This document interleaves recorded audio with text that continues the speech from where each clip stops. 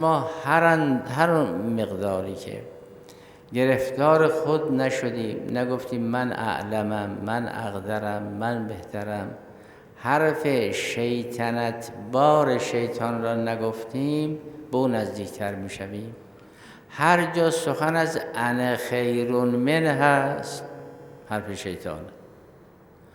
هر جا نحن احق بالملک من هست، سخن شیطان. وقتی قرآن کریم حرف شیطان را نقل میکند، میگه شیطان گفت انا خیر من از او بهترم. خب ما که نه از آینده خبر داریم، نه از گذشته خبر داریم، عاقبت امر نمیدونیم، درون نمیدونیم، بیرون نمیدونیم، چجور بگیم انا خیر من؟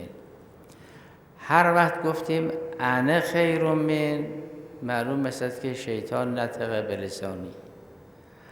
هر وقت گفتیم ما بنا من نعمت فمنک، این کار الهی است.